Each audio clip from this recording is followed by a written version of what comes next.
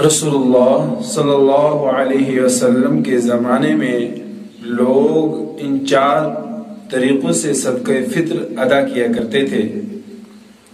Number 1 किशमिश, number 2 खजूर, number 3 जौ और नंबर 4 गेहूं का आटा।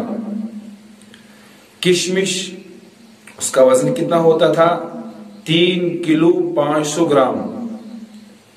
कीमत फी किलो, हर किलो की कीमत 300, तो कुल कीमत 1050 रुपये, एहतियातन 1100।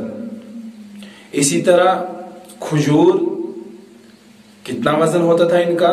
3 किलो 500 ग्राम, कीमत फी किलो 250 रुपया, तो मुकम्मल कीमत 875 रुपया, एहतियातन 900 रुपया।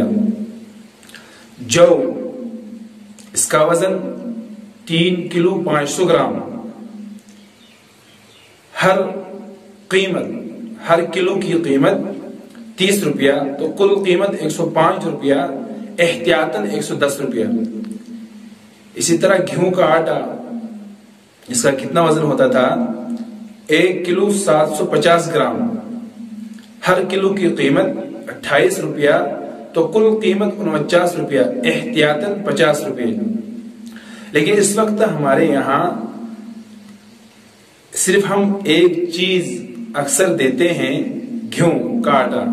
बाकी जो 3 चीजें हैं, किशमिश है, खजूर है, जौ है, इन 3 चीजों को हमने नजरअंदाज किया है। तो लिहाजा ये चारों चीजों का, जिसको अल्लाह ताला ने माल और दौलत अता किया है, तो वो किशमिश का भी हिसाब, किशमिश के हिसाब के जरिए से भी दे, जौ के जरिए से भी दे, खजूर के जरिए से भी दे। इसलिए कि हर आदमी अपनी हैसियत के मुताबिक, जिसको अल्लाह ताला ने माल और दौलत ज्यादा अता फरमाया है, तो उसको इसी तरीके से सदका फित्र अदा करना चाहिए।